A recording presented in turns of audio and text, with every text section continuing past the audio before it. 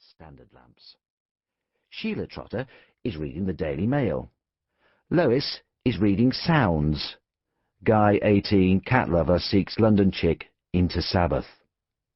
Paul, precociously, is reading Watership Down. As for Benjamin, he is doing his homework at the dining table. Physics. He looks across at the clock on the mantelpiece. The organised type, he has set himself a deadline. He has 10 more minutes in which to write up the experiment. I'm doing my best, Patrick. But it's not an easy one to tell, the story of my family. Uncle Benjamin's story, if you like. I'm not even sure if this is the right place to start. But perhaps one place is as good as any other. And this is November the 15th, 1973.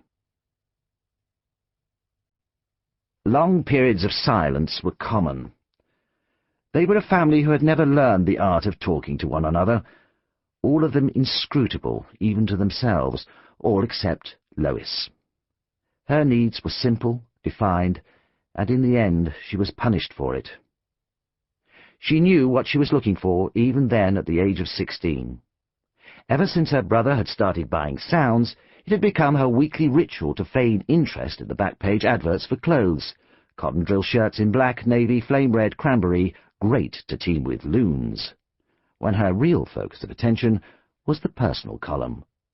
She was looking for a man. She had read nearly all of the personals by now. She was beginning to despair. Freaky guy, 20, wants crazy chick, 16 plus, for love, into Quo and Zepp. Did she want her guy to be freaky? Could she honestly describe herself as crazy? Who were Quo and Zepp, anyway? Lonely, unattractive guy, 22, needs female companionship, looks unimportant. Into Moody's, BJH, Camel, etc. Her mother put the newspaper aside and said, "Cup of tea, anyone? Lemonade?" When she had gone into the kitchen, Paul laid down his rabbit saga and picked up the Daily Mail. "Finished." Benjamin slammed his exercise book shut. "That's me done for the night." He stood over his sister, who was sprawled across the settee. "Give me that." It always annoyed him when Lois got to read Sounds before he did. "What's a freak?" she asked, handing him the magazine. Benjamin pointed at their 9-year-old brother, whose face was aglow with amused contempt as he perused the Daily Mail. "You're looking at one." "Mother," said Paul, when she came in with his fizzy drink, "why do we take this newspaper?" Obscurely resentful, Sheila said, "Why shouldn't we?" "Because it's full," said Paul, "of platitudinous codswallop." Lois giggled. "I thought platitudinous was an animal they had in Australia."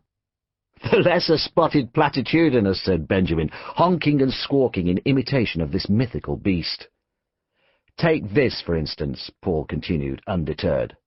"As Princess Anne and Mark Phillips walked out of the Abbey, their faces broke into that slow, spreading smile of people who are really happy. Pass the sick bag, please." Lois withdrew to her bedroom, where she was able to re-enter her world of romantic daydreams. She had found what she was looking for, and the box number was easy to remember, 247, the same as the Radio 1 waveband. The message was one of perfect, magical simplicity. Perhaps that was how she knew that it was meant for her, and her alone. "Hairy guy seeks chick. Birmingham area." Meanwhile, Lois's father, Colin, was sitting in the Bull's Head in King's Norton. His boss, Jack Forrest, had gone to the bar, leaving Colin to make halting conversation with Bill Anderton, a shop steward in the Longbridge Underseal section. It was a great relief when Jack came back. After drinking in unison, they let out a collective sigh. "They brew a good pint, don't they?" said Jack. "Eh?" said Bill. "I said they serve a good pint in this place." "Not bad," said Bill. "I've had worse." The tables in which their faces were reflected were dark brown, the colour of Bourneville chocolate. The walls were a lighter brown, the colour of dairy milk. The carpet was brown, with little hexagons of slightly different brown. The ceiling was meant to be off-white, but was in fact brown, browned by the nicotine smoke of 1,000,000 unfiltered cigarettes. These were brown times. "Well then, you two, have you worked it out yet?" Jack Forrest asked. "Worked what out?" said Bill. "I didn't just pick you out at random," said Jack. "I could have got any personnel officer and any shop steward, but I chose you two for a reason." Bill and Colin looked at each other. "You have something in common, you see." Jack regarded them in turn, pleased with himself. "You've got kids at the same school."